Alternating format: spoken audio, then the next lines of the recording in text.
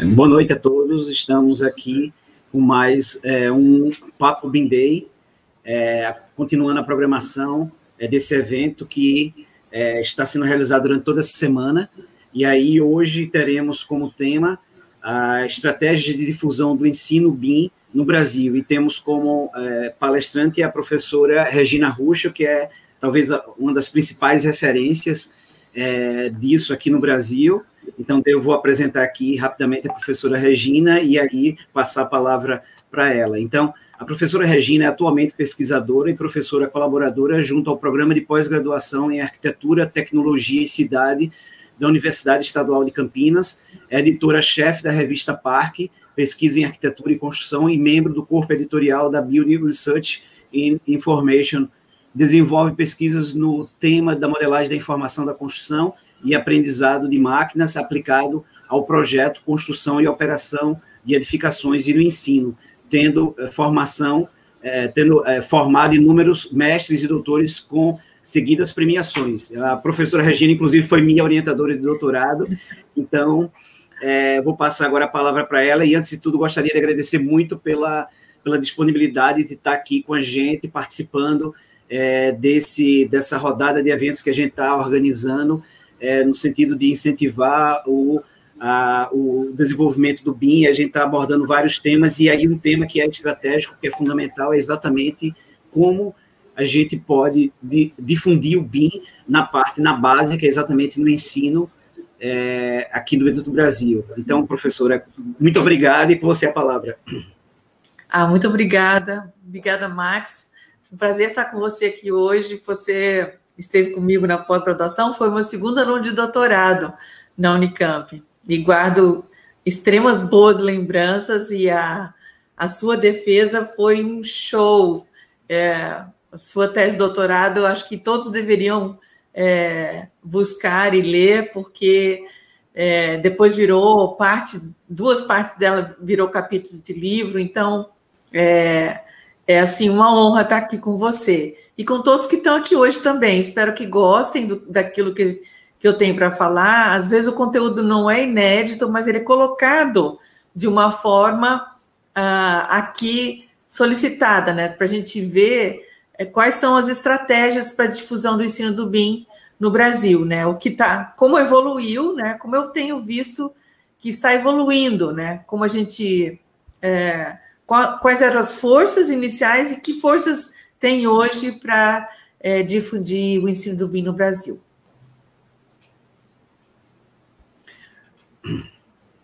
Então, eu não sei se você quer já compartilhar. Tá, eu preparei aqui um conjunto de slides para cadenciar a nossa conversa, tá? Tá ótimo.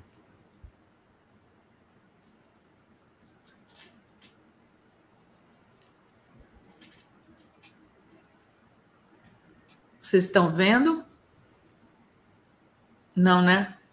Sim, a gente está vendo. Mas não está vendo Peraí, vou compartilhar de novo. Tá. É porque estava passando uma parte. Eu não soube compartilhar. Pronto, agora está ótimo. Tá. Então, esse é o título da nossa conversa, né? Max, estratégias de difusão do ensino do BIM no Brasil, né? E eu pensei em conversar sobre essa diferença, ensino de BIM ou BIM no ensino. A primeira vez que eu escutei alguém conversar e falar sobre essa diferença de enfoque foi a professora Mônica Salgado, da Universidade Federal do Rio de Janeiro. E lá atrás, em 2018, quando ela abriu um NBIM, deu uma palestra chamando atenção para esses dois enfoques, naquela época eu não entendi. Demorei bastante para entender. E hoje eu entendo dessa forma. O ensino de BIM, ele ocorre no aprimoramento, tá? E o BIM no ensino ocorre na formação. Isso tem muita influência na estratégia que você adota, né, para executar essa transformação.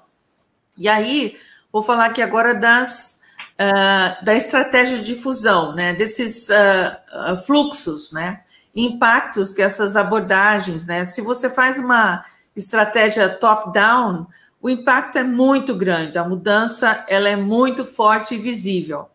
Se você faz uma estratégia de transformar o ensino, né, onde você está, middle-in, quer dizer, você está conseguindo tocar os seus pares. Então, a sua estratégia de difusão do ensino ela é meio que horizontal, né? E se você faz uma estratégia bottom-up, é aquela estratégia que incomoda, que está vindo de baixo, tem muita força, a gente não acredita, mas tem muita força de transformação, porque ela realmente incomoda e ela chama atenção, tá? E aí, então, primeiro eu vou falar de ensino de BIM, né? E o ensino de BIM ocorre geralmente nas pós-graduações lato sensu. Ocorre quando eu já tenho a formação de engenheiro e de arquiteto. Então, ocorre por meio de cursos de curta duração, de aperfeiçoamento e de especializações. Eu tenho notado, assim, se você olhar quais são as oportunidades que foram criadas para cursos de curta duração. A gente tem os treinamentos online da Udemy, do LinkedIn, e recentemente, tá, a gente vê um esforço da BDI de colocar cursos online gratuitos de capacitação.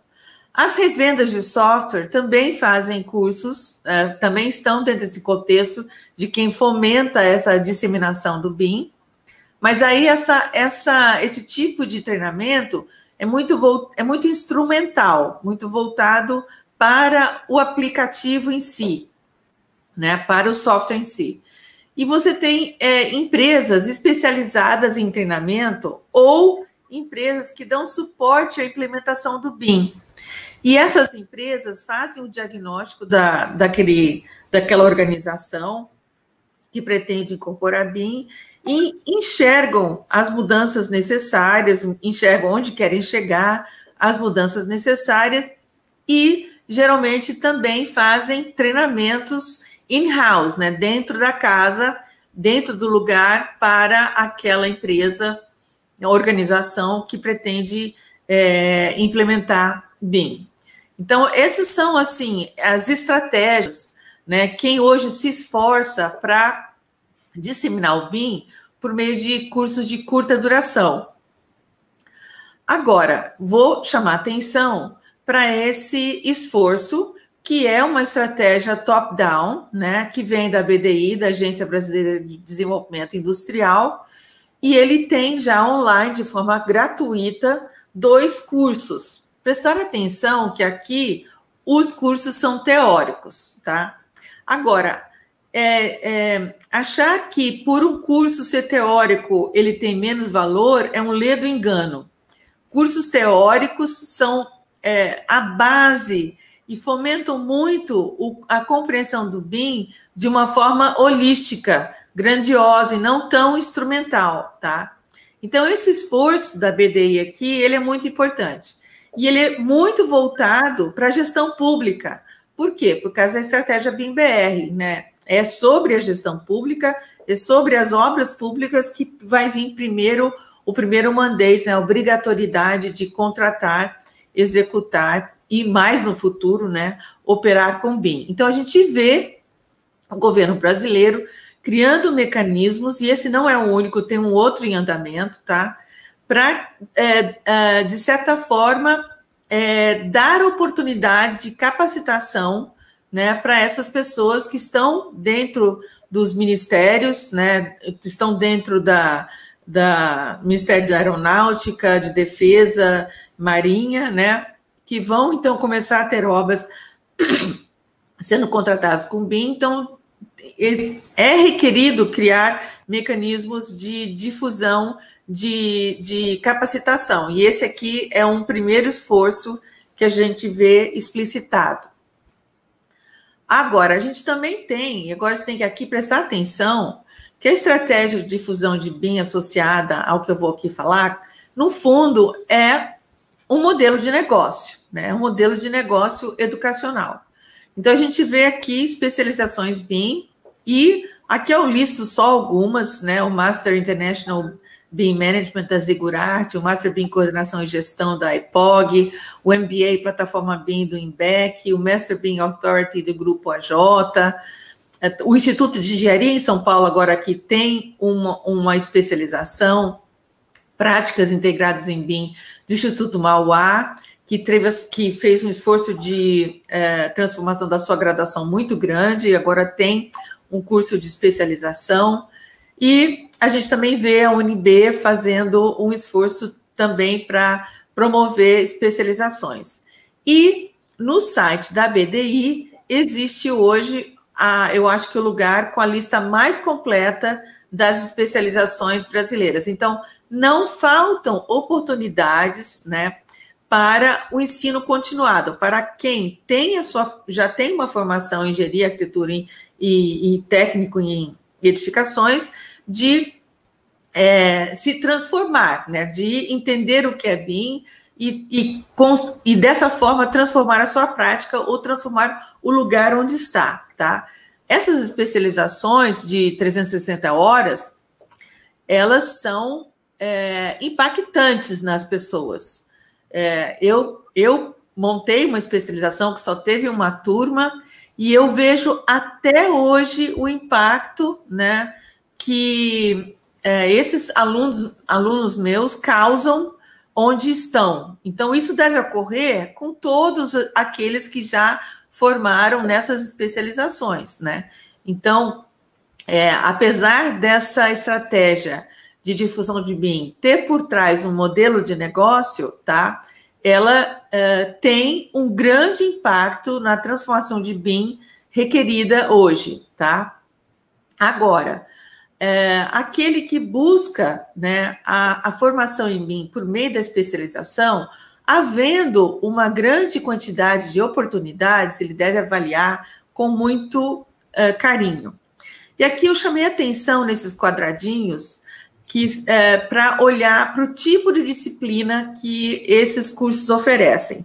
Então, se nesse slide aqui anterior a gente viu que nesse tipo de capacitação aberta, online e gratuita, as capacitações eram teóricas, mas não por isso eram de menor importância, aqui nessas especializações a gente vê as disciplinas sendo disciplinas de modelagem. Então, modelagem do projeto arquitetônico, do estrutural, dos sistemas prediais, simulações, então, simulação de desempenho acústico, de desempenho térmico, de desempenho de risco, desempenho estrutural, né? De verificação, então, verificação de uma norma. E também, então, essas disciplinas de modelagem, simulação, verificação, também são disciplinas extremamente instrumentais. Você vai estar aprendendo como modelar com um determinado software, né? Você vai estar aprendendo como simular com um determinado software. Então, é uma disciplina instrumental. Mas também nós temos nessas especializações disciplinas que abordam o uso, por exemplo, as disciplinas de orçamentação, disciplina de custo. Então, não é só a ferramenta, é também entender o processo, como o processo se transforma, que parte do processo envolve a modelagem, a extração, né, o estresse do modelo, né? Então, nessas disciplinas nesses cursos de especialização, a gente também vê disciplinas que têm um enfoque maior, às vezes, no processo. Não tanto com tanta frequência, depende do curso de especialização que você está matriculado, você vai ser colocado em situações de colaborar, de projetar conjuntamente um com o outro. Muito importante olhar se o curso de especialização te dá esse tipo de experiência, né, didática. E de gestão, como você organiza as pessoas, como você organiza o trabalho, como você controla o trabalho, né? Como você compartilha o trabalho. Então, regras de compartilhar, regras de trabalhar juntos, né? como as coisas transitam de um lado para outro, então, e como eu faço mensuração daquilo do andamento do trabalho. Então, é muito importante, eu vejo muito menos isso nos cursos de especialização, mas existe isso também de você aprender a fazer a gestão do processo com o BIM. Então, aqui a gente vê que a estratégia, ela é middle in, né? Porque ela é bem horizontal, né? São os profissionais que estão ali buscando aquela formação e, de certa forma, eles vão impactar os seus pares, eles vão impactar aonde eles trabalham. Então, a estratégia aqui de disseminação, que esse tipo de modelo de negócio em educação, né, permite para a transformação digital por meio do BIM no Brasil como um todo, ela é uma estratégia horizontal, tá? Agora, vamos falar de todas da mais difícil, que é a BIM no ensino, tá? A BIM no ensino, ela é voltada, então, para o curso de graduação de Engenharia Civil, Arquitetura e Urbanismo e também o técnico. E aqui a gente tem que sempre lembrar, tá, que aqui nós não estamos para ensinar BIM, aqui nós estamos para ensinar engenharia, né? Para ensinar a calcular, para ensinar a planejar, para ensinar a orçar, para ensinar a projetar sistemas prediais. Então, BIM está intermediando, ele está em segundo plano, tá? A gente vê aqui iniciativas, tá? Que são de professores, então, professores individualmente adaptando as suas disciplinas. A gente vê iniciativas de alunos instigando a transformação no seu curso. A gente vê iniciativas de cursos formalmente se transformando, então a coordenação do curso, a direção do curso da faculdade, é ela que instiga a adoção de BIM no seu curso. E a gente também vê redes de compartilhamento de experiências, né? Que é muito importante para o caso do BIM no ensino. Vou falar de cada uma delas. Então, a estratégia da difusão de BIM vindo do professor. E aqui eu vou contar um pouco da minha, né? Ela é um pouco antiga, né? Mas não quer dizer que ela ainda não seja válida de contar, né? E a gente também tem que entender que quando a disseminação é do professor, então tem muito a competência dele. Então, eu sempre estive envolvida com a parte de colaboração, a parte de gestão da informação. Essa foi meu enfoque de pesquisa. Então, eu levei assim para o ensino, tá? Então, eu fiz, em 2011, eu mudei a disciplina de integração de CAD, nunca mudei o nome dela, né? Mas ela atuava em 2 usos, então, processos, tá? Na coordenação 3D, na compatibilização de projetos e na simulação 4D, no planejamento da obra.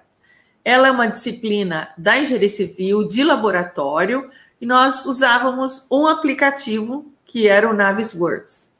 Ela misturava, o teórico da disciplina era muito curto e ele não vinha de mim. Eu tinha muito, não era uma situação de, eu não era conteudista, eu era uma instigadora do conhecimento acontecer no aluno, no grupo de alunos. Então, eu fazia seminários com os alunos, né? E depois de um conjunto de seminários, onde os alunos tinham que sumarizar pesquisas internacionais, né? Aí a gente ia, então, para uma abordagem instrumental de entender, já que eles tinham entendido o que era coordenação 3D e simulação 4D, então agora a gente tinha um enfoque instrumental da ferramenta, muito curto, né? 5 semanas só, e depois essa era uma disciplina de 15 semanas, e depois eles tinham um grande tempo para desenvolver projetos. E os projetos eram fazer a simulação 4D da construção, fazer a simulação 4D de um layout de canteiros. Então, lá em 2011, eu já falava de BIM em canteiro, quer dizer, já estava falando de estruturas temporárias, de biblioteca de componentes temporários, né? Eu já estava falando sobre também o detalhamento da construção, por exemplo, fazer ciclos de concretagem, mostrando a montagem de formas e a desmontagem de formas, e também já estava com os alunos falando da demolição. E aí os alunos escolhiam os projetos dentro dessas temáticas aqui e apresentavam o resultado do projeto em posters. Então, aqui eu tenho 2 posters para mostrar para vocês, de uma simulação 4D de parede de diafragma e da demolição de um prédio na Unicamp, que realmente estava sendo projetado para ser demolido. Na verdade, para ser totalmente reconstruído e deixado só uma parte dele ainda como memória. E aí os alunos optavam por fazer parede de diafragma e falavam para mim, professora, como é que faz uma parede de diafragma? Eu falava, gente, olha, já não me lembro mais como é isso. Busque o professor de fundações, né? Busque, então, muitas coisas, muitos projetos que eles viam, tomavam a decisão de fazer a simulação 4D, eu não tinha aquela competência, então eu mandava eles retornarem para o professor que eles haviam tido essa disciplina anteriormente. Isso fazia eles reverem conteúdos anteriores de uma forma muito mais lúdica e aplicada, tá? E eu achei isso extremamente interessante, tá? E aí, então, disso eu extraí a minha avaliação da disciplina. Eu acho, assim, que se você é um professor hoje que busca introduzir BIM de alguma forma no seu curso, tá? Esse é um bom início, tá? Se essa é o seu nicho de competência, tá? Fazer a coordenação 3D, compatibilização de projetos, tá?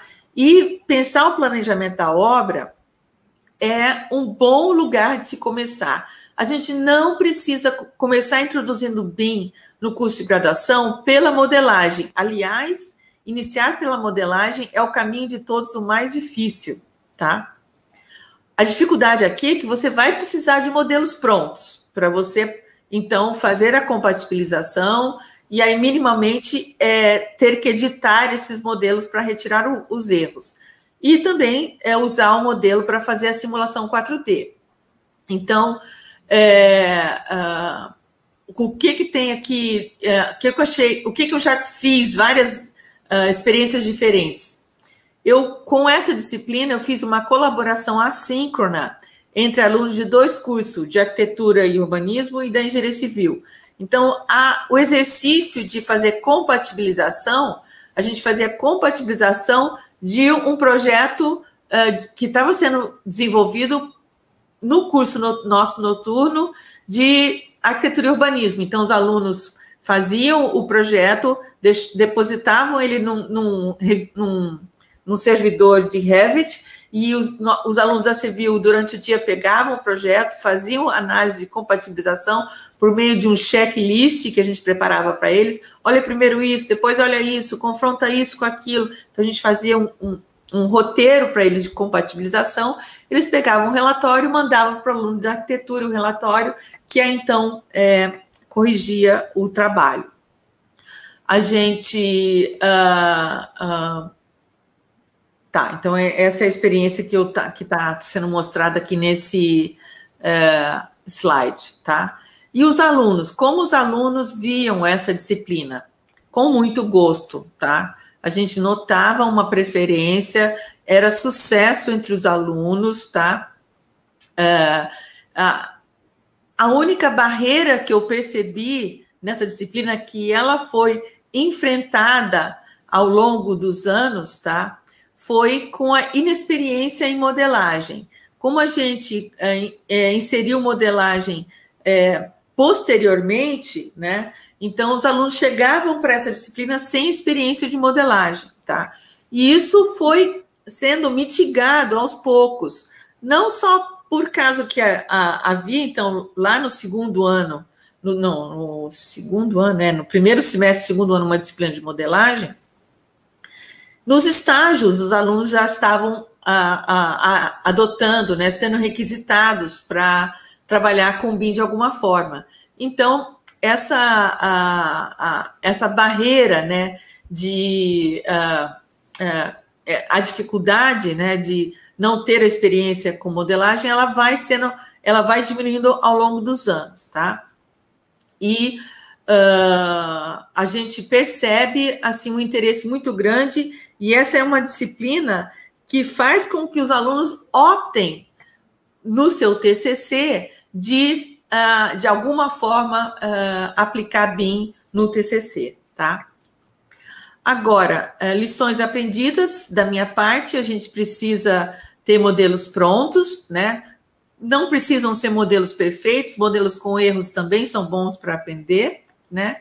E essa disciplina, ela é um foco, né, para você fazer síntese, você retomar conteúdos anteriores, tá?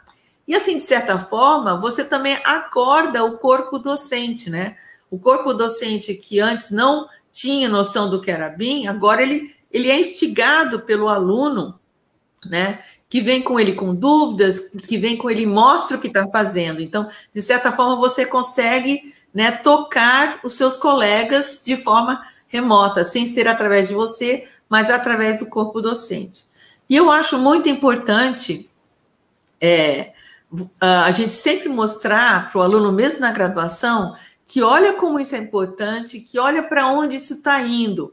Então, eu sempre dei artigos do ano corrente ou dos últimos 2 anos para os alunos lerem, e artigos internacionais para os alunos lerem. Nunca perguntei se sabe inglês, se não sabe inglês, dava em inglês e os alunos se viram muito bem, tá? Agora aqui, a disciplina de informática aplicada, introdução ao CAD, veja que aqui o nome da disciplina não mudou, tá? Mas a ementa mudou sim, tá? Então, essa é uma disciplina prática. Eu estou mostrando para vocês aqui a descrição dela no curso de arquitetura e urbanismo, mas ela tem um espelho, uma semelhante, uma irmã, no curso de engenharia civil, tá? É uma disciplina essencialmente prática, então ela é toda em laboratório, e ela instrumentaliza o aluno para o projeto auxiliado por computador e também para a modelagem BIM arquitetônica. E às vezes eu me pergunto se no curso de engenharia civil eu deveria ensinar o Heavy Architecture, se eu não deveria ensinar para ele o Structure, sabe? Ou se eu não deveria ensinar para o aluno da engenharia civil o Tecla, para eu mostrar para eles estruturas metálicas, né? Porque esse é o métier do aluno de engenharia civil, tá? Mas isso eu nunca fiz. Eu fiz uma disciplina eletiva de modelagem para estruturas, tá? Mas ela foi só uma disciplina eletiva. Essa aqui, que é obrigatória, é modelagem arquitetônica. E ela... Primeiro a gente faz modelagem com o Revit, nessa disciplina, e depois com o CAD. O AutoCAD não foi descartado, porque a gente faz muita modelagem de terrenos, porque na nossa disciplina, no nosso curso, a topografia ainda faz muito uso de polylines, de superfícies, então não deu para descartar o AutoCAD, tá?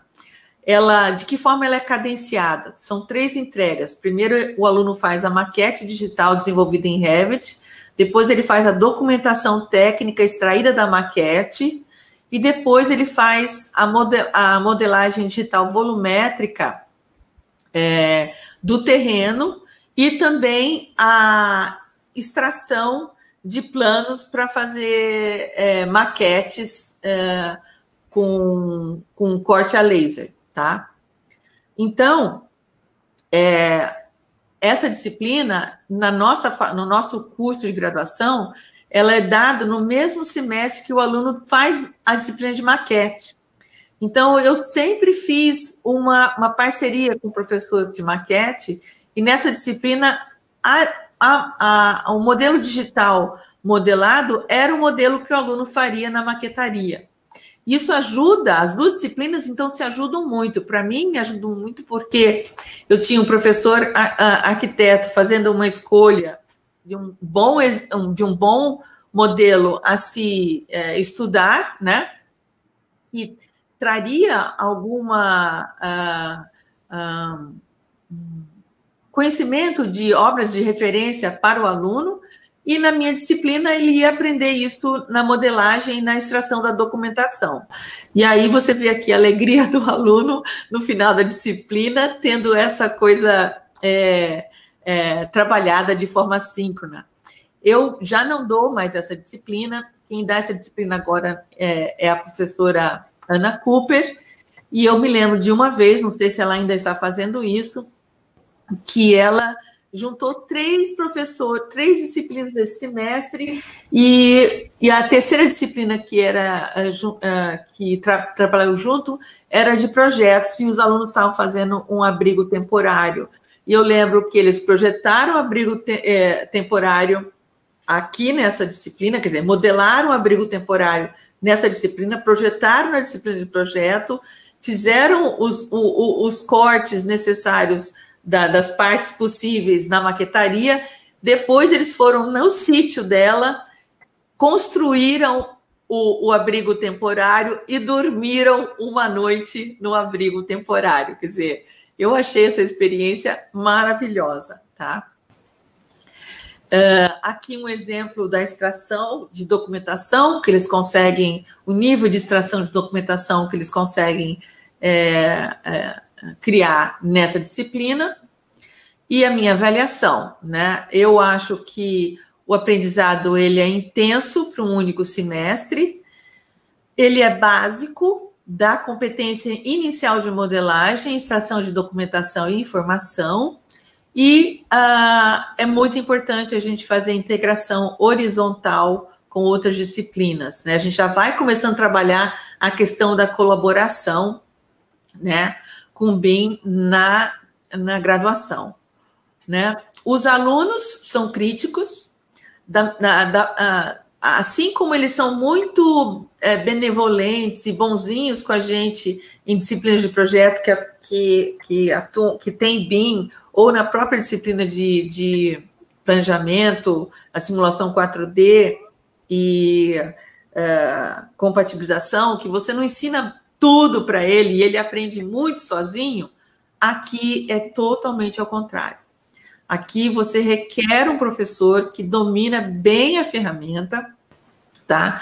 Porque o aluno precisa desse seu domínio, tá? Para startar essa competência básica dele, tá? Por isso que é muito difícil a gente, na graduação, começar pela modelagem, tá? Porque a gente, como professor, precisa ter um tempo para adquirir essa competência. Agora, a estratégia da difusão do BIM realizada pelos alunos, tá? Ela tem um impacto muito grande, é uma estratégia bottom-up, tá? E aqui a gente tem 2 casos desses no Brasil, que é o LABIM da UFBA e o GBIM da Universidade Federal de Santa Catarina. São experiências bem diferentes uma da outra. O GBIM é uma experiência formalizada dentro da estrutura da universidade por meio de projetos de extensão. E o LABIM é uma força total dos alunos, tá? Que a universidade tem consciência de que está ocorrendo, mas não é formalizado. E eles estão hoje caminhando para a formalização de tão certo que eles deram. Então, o LABIM é um laboratório para estudo de BIM criado por alunos, ele apoia a incorporação do BIM em disciplinas de professores interessados, realiza treinamento para eles e para fora, faz experimentos para ter aprendizagem. Ele é um organismo informal dentro da universidade, mas ele tem um impacto, tá, de disseminação do BIM muito forte no curso de Engenharia Civil e de Arquitetura e Urbanismo da UFBA. Já o GBIM é um grupo de estudos formalizado, no grupo de extensão, promove cursos, eventos, experimentos e atua em disciplinas de graduação. Desenvolve conteúdos, desenvolve modelos para professores usarem em suas disciplinas de graduação. E esse grupo envolve 2 cursos, alunos e professores de cursos de engenharia civil e de arquitetura e urbanismo.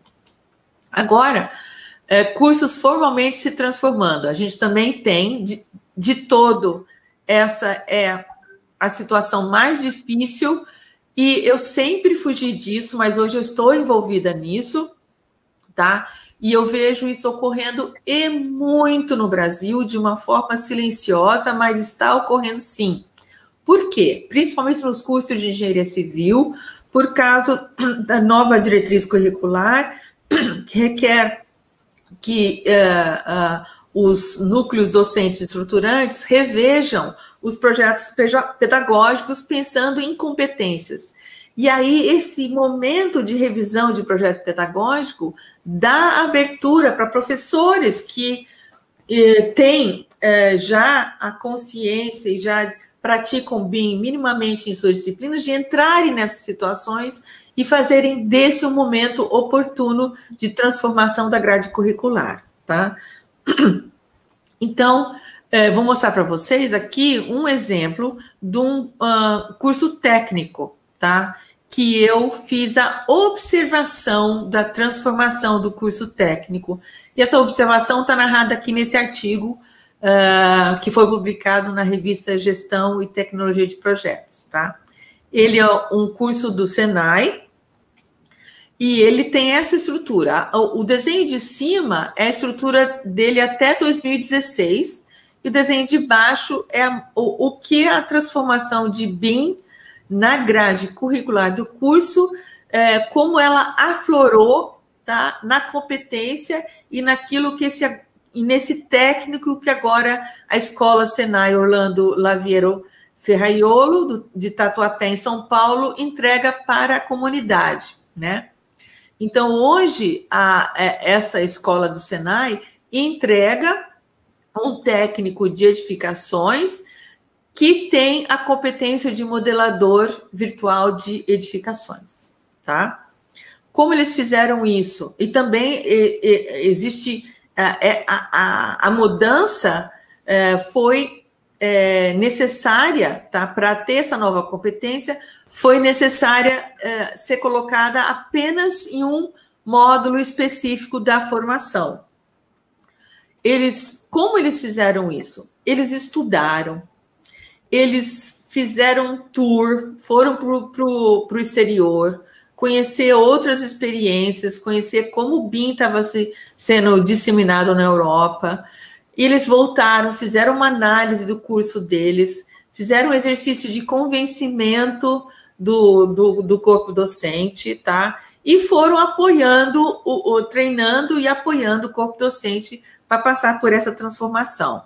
Aqui eu mostro para vocês uma análise que nós fizemos da grade curricular deles, para entender em que lugar da grade curricular existia espaço para BIM. Então, cada disciplina foi olhada como uma caixinha dessa, onde você põe o nome da disciplina no meio e nas bordas da disciplina você vai pintando ela com a permeabilidade dela para BIM, que tipo de permeabilidade.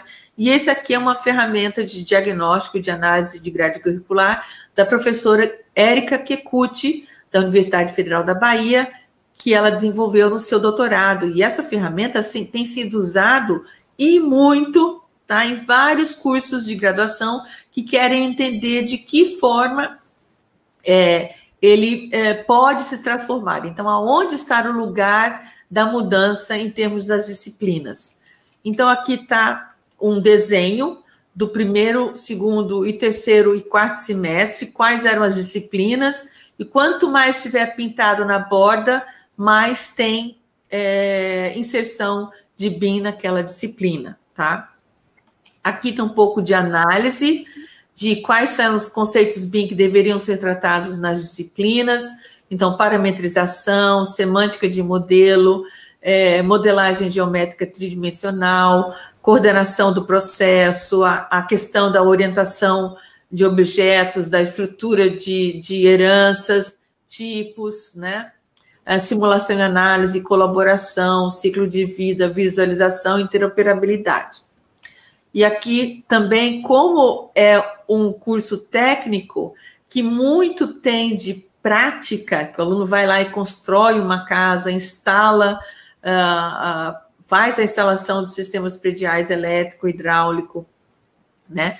Então, eles também olharam para o conteúdo BIM e verificaram se aquele é um conteúdo que eles poderiam tratar de forma conceitual ou de forma prática. E olharam também dentro do curso deles nas disciplinas de arquitetura, estrutura elétrica, onde eles poderiam aplicar.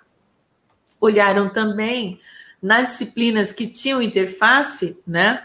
Qual era a porcentagem de disciplinas que tinham interface, e uma análise dos professores. Então, eles foram treinando, os professores foram fazendo seminários, os professores foram transformando as disciplinas, e lá em 2017, dos 92% de disciplinas que tinham permeabilidade com BIM, 54% já estava com o professor aplicando, tá? Agora, vou mostrar para vocês... e esse exemplo que eu mostrei aqui para vocês é um exemplo bottom-up, né? Bottom-down, porque a coordenação e direção do curso estava interessada e foi ela que fomentou essa transformação. E a gente vê que essa transformação, ela é gigante, né? Agora, existe um outro esforço que tem como incentivador a estratégia BIM-BR, tá? Que é um termo de colaboração que foi assinado entre o Ministério da Economia e a Rede Catarinense de Inovação, que é um termo de colaboração para a execução de ações para promover ganho de produtividade e competitividade do setor da construção civil. E entre os 9 projetos que estão em andamento, existe uma submeta que é denominada Célula BIM. E eu participo dessa submeta, coordenando, né, essa submeta, e a gente, então, desenhou diretrizes, tá, de uma engrenagem de como um curso de graduação pode se transformar para adotar BIM, tá? E essas diretrizes o Max conhece essas diretrizes que foram desenvolvidas por 4 professoras, a Érica, da Universidade Federal da Bahia, a Mariana, da Universidade Federal do Ceará, eu, da Unicamp, e tem mais alguém. A Mônica, da Universidade Federal do Rio de Janeiro. Nós 4 sentamos, elaboramos uma ideia de como seria essa engrenagem, tá, para se encaixar em qualquer curso, para levar em consideração as competências, os interesses dos professores ali envolvidos, as oportunidades, as brechas existentes.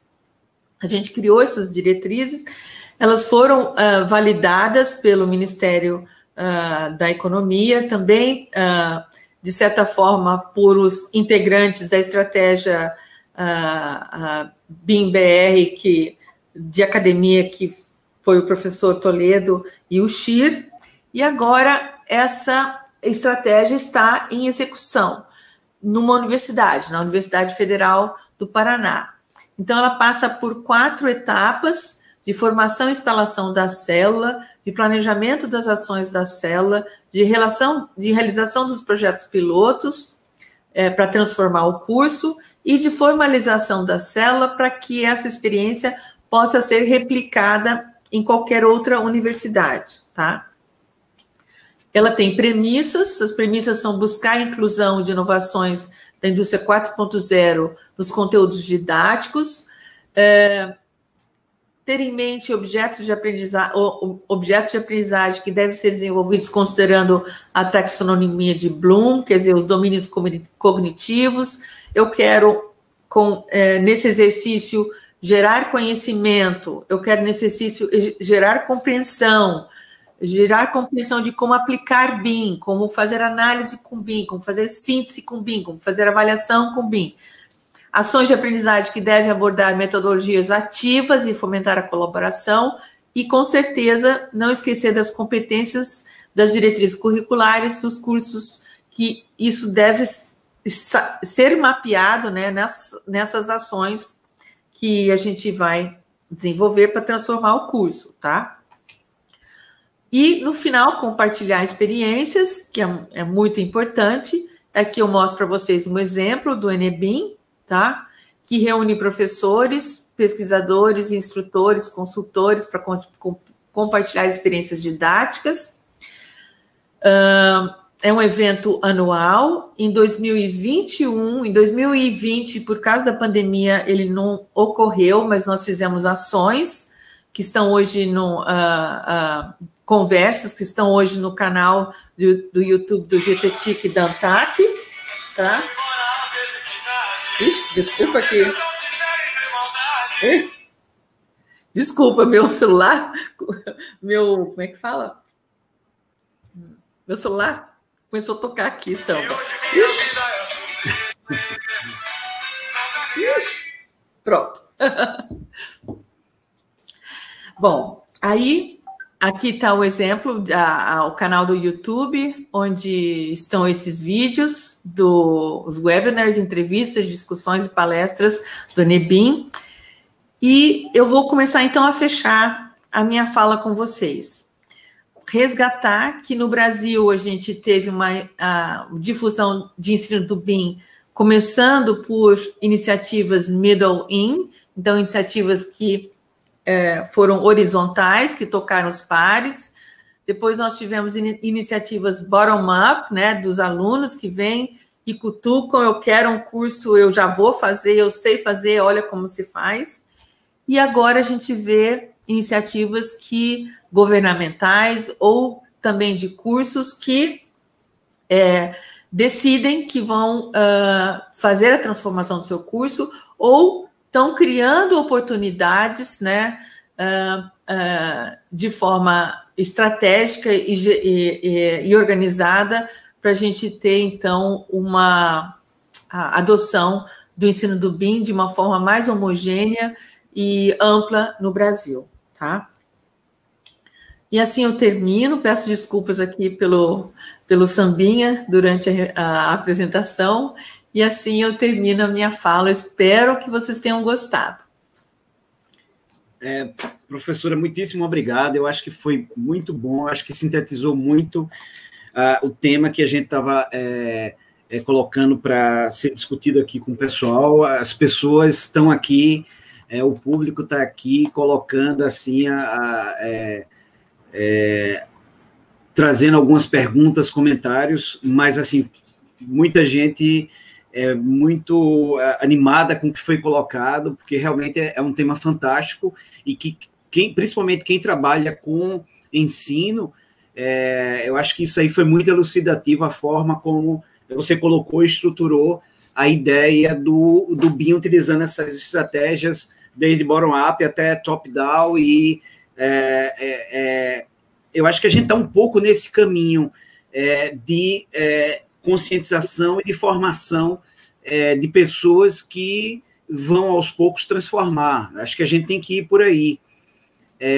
A gente está passando por esse processo, é um processo que envolve não só o BIM, mas envolve a transformação da indústria, né? A questão da indústria 4.0, as transformações que a gente está passando, que a indústria vai passar nesses próximos anos com essa grande revolução que a gente está passando em todos os setores da nossa vida, né? Inclusive com as transformações na área computacionais, a vinda agora, cada vez a gente está mais perto de um computador quântico que vai ter uma capacidade de processamento muito maior, a internet das coisas, o Big Data. Então isso tudo está transformando a nossa sociedade, e a gente precisa de trazer isso para o ensino, porque é uma onda que está vindo, e se a gente não acompanhar, a gente é afogado. Então, você mostra muito claramente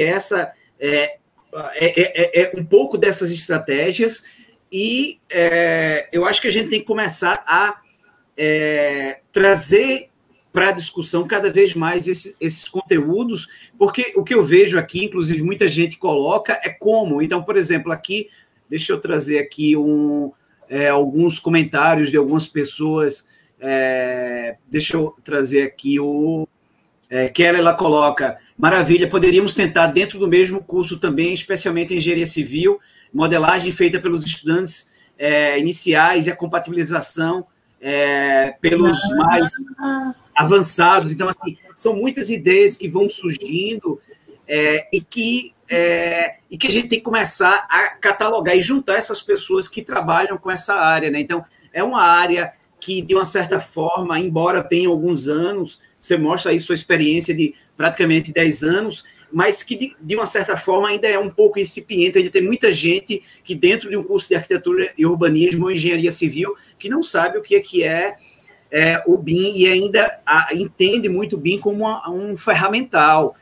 Mas quando a gente começa a discutir, trazer gente que trabalha com isso e tem essa experiência e que vê as coisas que estão dando certo e as coisas que não estão dando certo, eu acho que isso é uma forma de a gente estabelecer essa rede, enriquecer a rede e trazer isso para dentro da experiência de cada um. E as experiências de cada um que vão sendo dadas certas vão sendo mostradas para a coletividade. E aí, nesse sentido, o Enebim cumpre um papel assim estratégico de ser o momento que os professores estão lá trocando as experiências, vendo os pontos positivos ou não dessas experiências. E aí, quando a gente fala em ponto positivo, tem uma perguntinha aqui que o Douglas coloca, que aí eu queria ver, que coloca: Regina, o que você fez no início da implementação do BIM na graduação que não faria hoje? Douglas, que pergunta difícil. Eu acho que eu não teria tanto medo dos meus colegas, sabe? Eu acho que eu mudaria, sim, nome de disciplina, eu deixaria muito mais explícito. Eu fui uma professora que sempre estive envolvida com transformação digital, sempre. A minha carreira é sempre ser agente de transformação digital. E eu fiz isso no meu primeiro emprego, eu fiz isso no meu segundo emprego, eu fiz isso quando eu entrei na Unicamp, eu fiz a transformação da prancheta para o CAD. Na transformação da prancheta para o CAD, eu trouxe colegas juntos, sabe? Na transformação do BIM, do CAD para o BIM, eu não tive a mesma coragem de trazer tantos colegas juntos. Eu trouxe eles comendo pelas beiradas, por meio de pesquisas, botavam eles em grandes projetos de pesquisas, né? Por meio dessa forma de fazer o aluno ir até ele. E eu fui mais medrosa, porque a transformação ela é muito grande. Eu vejo que não só eu fui medrosa, eu ainda tenho muitos colegas medrosos, tá? Que fazem muita coisa em pesquisa e não têm coragem de colocar aquele esforço, tá? Para transformar a graduação, tá? Eu acho que eu seria menos medrosa e seria mais cara de pau. Tem uma outra pergunta aqui da Kelly, que ela coloca... Quer dizer, na verdade não é uma pergunta, é um comentário. Penso que as propostas trazidas pelas novas diretrizes curriculares das engenharias irão favorecer as reformulações dos PCCs. Através do BIM, podemos adotar as metodologias ativas de ensino. Então, talvez um comentário. Outra coisa que eu acho que a gente tem que pensar é que, muitas vezes, você não precisa transformar o curso em toda a sua extensão imediatamente, certo? Tem um trabalho muito bom do Rafael Andrade, tá? Que ele faz análise no curso de graduação de arquitetura e ele faz uma proposta de transformação do curso de baixo impacto, tá? Mas o muito importante sempre é você tentar colocar uma disciplina integradora. Uma disciplina de projeto integradora. em que ela pode ser eletiva, mas uma disciplina que você coloca os alunos para trabalhar de forma colaborativa, tá? E aí você tem que sair um pouco da sua zona de conforto e talvez juntar ali engenharia mecânica para trazer, sabe, ar-condicionado pensado de uma forma mais profissional, né? E juntar engenharia civil, juntar arquitetura. Nesses momentos, é um projeto complexo mesmo que deve ser abrangido. Uma coisa, um ponto fora da reta. E eu acho que uma ou outra disciplina de modelagem, algumas disciplinas de compatibilização, uma ou outra disciplina de análise, tá? Mas uma disciplina que você coloca todo mundo para trabalhar de forma colaborativa, tá? É muito importante. E aí você também tem que ter o papel do gestor, fazer um aluno fazer o papel do gestor, né? Fazer um aluno fazer o papel do... fazer todo mundo decidir as regras, alguém cobra as regras, porque colaborar significa trabalhar de forma disciplinada, né? Significa atender padrões, atender combinados, né? E também tomar decisões conjuntas, né? Isso é colaborar.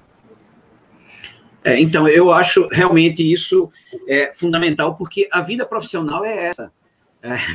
Então, assim, se a gente sai e vai produzir, e vai projetar, e vai construir, a gente tem que ter a participação dessas várias pessoas dentro então, eu tenho os vários projetistas, eu tenho os fabricantes, eu tenho os construtores, então tudo isso faz parte de um processo que, quando o aluno sai da universidade e vai para o mercado profissional, ele vai lidar com isso. Então, a universidade precisa de entender que a capacidade não é a capacidade única de eu não vou conseguir gerar um profissional que tenha essas múltiplas capacidades. Eu vou ter que ter capacidade de trabalhar em equipes com pessoas com capacidades diferentes e vai ter, claro, alguém que vai estar orquestrando, mas vão ter outras pessoas que vão estar ali trabalhando nas suas especialidades e produzindo algo em comum. Então, a universidade, eu ainda sinto um pouco falta disso, muita falta, na verdade, da universidade, dessa visão de todo, da visão de um trabalho essencialmente colaborativo, que é uma das bases para o BIM conseguir avançar. Então, eu vou pegar aqui uma outra pergunta da Keila também, deixa eu ver aqui. O estímulo à capacitação está entre os objetivos da estratégia BIM-BR. A professora teria informações sobre ações nesse sentido por parte da estratégia? Bom, esse exemplo dos cursos de democratização do BIM é um estímulo à capacitação, né? São esses cursos teóricos que a BDI lançou esse ano, e o termo de colaboração que eu participo, que é gerido pela Recepet com o Ministério da Economia, tem também uma submeta de capacitação, tá? Onde está se criando conteúdos para capacitação à distância e presencial, tá? E mais amplo do que esse, e mais amplo e mais profundo do que esse que está colocado pela BDI. Mas a gente vê, tem muito esforço nesse sentido. Tem uma outra pergunta aqui da Cláudia, deixa eu colocar aqui para o pessoal. Boa noite, professora. Quanto à questão do processo inicial de implementação, haveria fatores mais específicos para esse medo que mencionou em relação a quê? Bom, o medo tem a ver com a complexidade, né? Porque, veja bem, você fazer a transformação digital da prancheta para o CAD é só uma disciplina de representação. Uma disciplina de representação, né? E essa uma única disciplina de representação dá competência digital em CAD para todas as disciplinas de projeto que vem na sequência, tá? BIM não é assim. BIM, você tem modelagens específicas que levam em consideração a competência naquele processo de projeto para você conseguir fazer a modelagem. Porque você não está trabalhando só com representação, né? Tem a inteligência do projeto. Então, quando você pega uma pia, a pia encaixa em um certo lugar. Um tubo de um certo tipo, ele tem uma determinada declividade, ele se encaixa um com o outro, com essa conexão. Eu não consigo ensinar modelagem de sistemas prediais, de sistemas hidráulicos. Eu não consigo, entende? Então, a mesma dificuldade que você vê uma empresa que quer implantar BIM na empresa, tá? Vamos imaginar uma empresa que faz orçamentação, ou uma empresa focada em planejamento, ou uma empresa focada em gestão, né? Ela incorporar BIM no processo dela é algo extremamente complexo. Imagina o curso de arquitetura que tem todas essas empresas dentro dele. Elas são representadas pelas disciplinas. A disciplina de orçamentação, a disciplina de planejamento, a de gerenciamento, a de projetos e sistemas prediais, a de cálculo estrutural. Cada uma delas é uma empresa. Quer dizer, representa uma prática do lado de fora. Então, em cada uma dessas disciplinas, você tem a dificuldade, a complexidade da implantação do BIM. Você tem que conhecer o processo que você está ensinando e, dentro daquele processo, onde BIM atua. É algo que vai acontecer aos poucos, né? E os professores vão ter que sair da sua zona de conforto, né? Então, eu não consigo tirar todo mundo da zona de conforto. Meus colegas não querem sair da zona de conforto. Não sou só eu que saio da zona de conforto, né? Então, realmente, para um curso se transformar, é uma coisa que vem de cima para baixo. Ou, aos poucos, vai mudando, né? Ou o aluno vem, pá, e diz, eu quero. Então, essa coisa do aluno, eu acho que talvez seja uma das estratégias mais interessantes. E isso é uma coisa que eu estimulo muito os meus alunos. Eu digo, vai partir de vocês, porque realmente tirar o professor do seu estado de inércia que está ali. É claro que assim, os professores têm conhecimentos em várias áreas, mas muitas vezes é muito complexo integrar, é muito complexo trabalhar com outras pessoas que têm outros processos diferentes. E aí, quando o aluno começa a pressionar e vem do aluno, os professores eles começam a ver, começam a ter um certo receio, porque eles começam a ver que a coisa está mudando, que o mundo está mudando, que os alunos, inclusive, estão mudando e que exigem que eles tomem certas atitudes que são um pouco diferentes daquelas que eles tomavam tradicionalmente. E aí eu acho que assim, o aluno tem um papel muito importante, mas é claro, assim, eu acho que o aluno tem, e também dentro dos cursos, alguns professores têm que começar a trazer isso, e a coisa da rede também, né?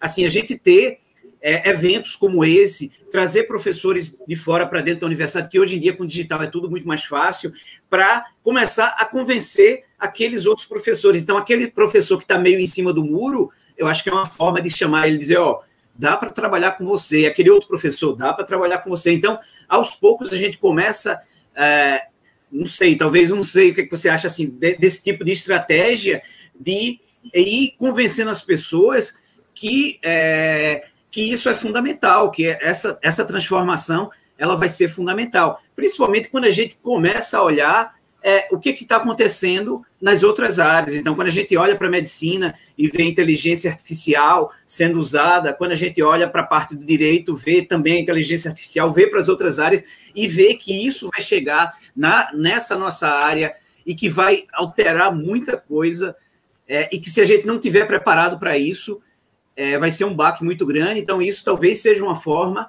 de começar a mostrar que a gente tem que mudar, tem que sair do nosso estado, porque a gente está passando por um processo de grandes transformações.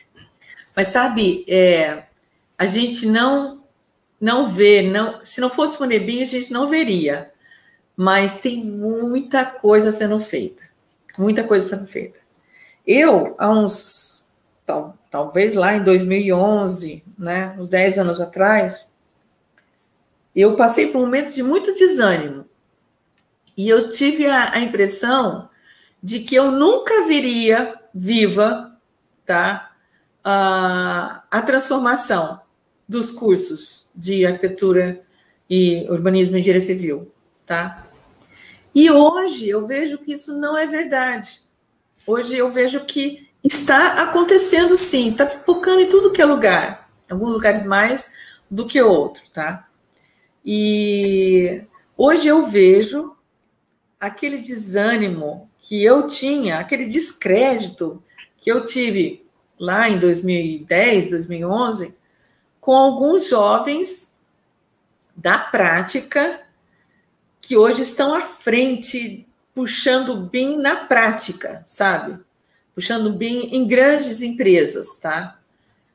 Trabalhando comigo na norma da BNT, eu vejo esse descrédito, sabe? Passam, aí eu falo para eles, eu olhei para eles, eu percebo que talvez em 5 anos eles vão estar como eu estou hoje, acreditando que a coisa acontece mesmo, tá? Eu vou aproveitar e divulgar aqui, Max, que o Enebim de 2021 vai ser online em maio, no dia 20 e 21 de maio. Opa! Olha que legal. Muito bom. Né? Porque esse evento, ele sempre foi um evento presencial e que a gente se vangloriava ou caracterizava que era um evento que não tinha sessões paralelas, que estava todo mundo junto na mesma sessão sempre, que todo mundo escutava o trabalho do outro e que as nossas sessões, a gente não ficava sentado escutando palestra, nossas sessões eram todas interativas. A gente construía também conhecimento no Enebim, tá? Então, a gente gostava dele ser presencial, certo? E aí, na pandemia, no auge da pandemia, que foi o mês de junho, né? A gente fez 5 ações, 5 lives, né? Com os temas, com os trabalhos premiados do Enebim em 2019 e com a conversa da hora, que era como ensinar projetos remotamente. Né? Trocamos experiência entre nós de como que era ser professor de projeto no contexto remoto. E agora a gente começou a se preparar para um possível evento presencial, o SBTIC, no segundo semestre de 2021. E nós íamos tentar fazer o Enebim como pré-evento do SBTIC. E a gente percebeu que a gente ia perder uma grande oportunidade, tá? De estar num momento que é um momento triste para todos nós, que todos nós temos muito cuidado agora no primeiro semestre, mas que é um momento que todos nós estamos abertos para umas situações como essa, de nos encontrarmos, de estarmos juntos de forma assíncrona, online, né? É tão democrático isso, porque a gente dá espaço e ouve, dá oportunidade de fala e de aquisição de conhecimento de uma forma tão democrática, tão ampla, né? Por que não fazer isso no Enebim, certo? Então, o Enebim de 2021 está sendo preparado agora, nós vamos ter mais uma reunião essa semana e vamos lançar a chamada e a temática dele, que vai ser mais voltada para que agora que a gente já sabe quem a gente é, qual é o nosso papel, nós conversarmos com os nossos pares, conversarmos com a Cobenge, com a Benge, né? Conversar com um evento irmão que nós temos na Europa, que é igual a nós, que chama-se o Enubim, que também tem na Europa. Então, essa vai ser a tônica do Enebim, nos mostrar para fora. Olha quem nós somos, né? Mostrar o nosso valor para fora. Né? E aí vai ter uma outra novidadezinha que fica para depois. Mas ótimo, eu acho que assim, só o fato de ser online também é uma possibilidade de estar trazendo mais gente com outras experiências que muitas vezes não foi colocado e não foi considerado. Eu vou só trazer aqui um comentáriozinho que a Keila trouxe, que é com relação àquele comentário dos alunos. Eu trouxe um colaborador, ex-aluno da instituição, para me dar um apoio. Experiência maravilhosa, um feedback muito bom dos estudantes. Estamos plantando a semente. Então, eu acho que isso é algo assim que é bem interessante, trazer um pouco dessas experiências que cada um está tendo, e eu acho que o Enebim ele vai ter esse papel assim extremamente importante de atrair. Eu acho que agora online vai ser mais fácil ainda da participação de mais gente ainda. Não sei se em 2 dias vai dar, mas assim, se as pessoas começam a trazer suas experiências, mas de qualquer forma é muito bom aquela coisa daqueles painéis curtos de 3 minutos, porque é uma coisa rápida de apresentar e que, ao mesmo tempo, por exemplo, num ambiente como esse virtual, dá para várias pessoas se conhecerem e começarem a trocar mesmo experiências, né? Eu acho que isso é extremamente importante, e é isso que a gente tem que fazer. A gente tá no momento de transformação, a gente faz parte dessa transformação. Isso que você colocou dessa pessoa que está na prática, realmente, às vezes a gente está com um nível de ânimo muito grande, e quando chega na prática, lida com situações ou com empresas que ainda não estão avançando. Então, é um dilema mesmo. Mas, por outro lado, isso faz parte de qualquer processo de transformação. A gente está em pleno processo de transformação. Então, assim, quem está à frente vai se beneficiar nos próximos anos de todas essas vantagens de estar utilizando essas tecnologias de modelagem, tecnologia de gestão da informação, que permite todos os benefícios, né, as tecnologias digitais, e que é claro que isso tem um impacto muito grande na forma de pensar e na forma de agir e produzir, né? Então, é uma mudança muito grande que a gente está passando, e por isso, muitas vezes a gente fica um pouco perdido, inseguro e com medo, né? Porque é algo que a gente está andando num caminho meio desconhecido. Mas esse caminho desconhecido, por outro lado, é o futuro, porque a gente está num momento que é um momento de grandes transformações, e a gente tem que acompanhar essas grandes transformações que acontecem em todo mundo, em todos os campos do conhecimento, né? A gente tem que lembrar que tem N formas de fazer, não tem uma única forma de fazer. Depende muito de aonde você está, né? Qual é a sua universidade, que curso é o seu, quem está ao lado de você. Então, as competências envolvidas, o mesmo processo de implantação BIM adotado para a empresa pode ser aplicado numa disciplina, como pode ser aplicado num curso como um todo. Vale a pena chamar a atenção de um artigo que foi publicado, acho que faz uns 3 dias, na PARC, da Josiane Giesta, do Instituto Federal do Rio Grande do Norte. E a Josiane, com um grupo de colegas, desenvolveu uma pesquisação ao longo de muitos anos, que por meio da pesquisa, da experimentação da pesquisa, ela foi entendendo, né, o que era BIM, e dessa forma ela conseguiu criar uma proposta e começar a transformar o seu curso em um curso técnico, tá? Vale a pena ler esse artigo, foi publicado agora no dia 7 de dezembro na PARC, tá? Então, assim, só para dizer que existe N formas, e todas as formas são válidas, tá?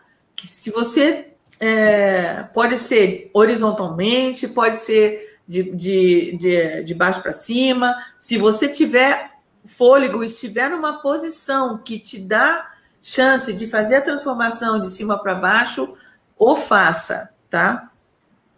Tudo é válido. Sobre o Enebim, eu acho que alguém está perguntando, Maurício está perguntando. Maurício.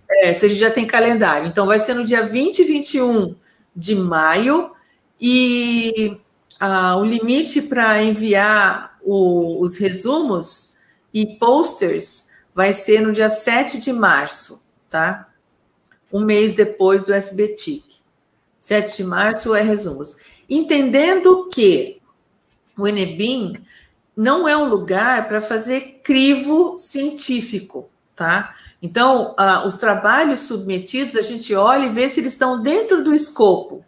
Não existe esse crivo científico de avaliar, rejeitar, né? É um lugar para agregar, né, a agregar e disseminar esforços, tá? Então, se o colega tem uma experiência de ensino de BIM que vem de um rigor acadêmico, de uma pesquisa científica, de um mestrado, doutorado, esse trabalho é para ser submetido para o SBTIC, tá?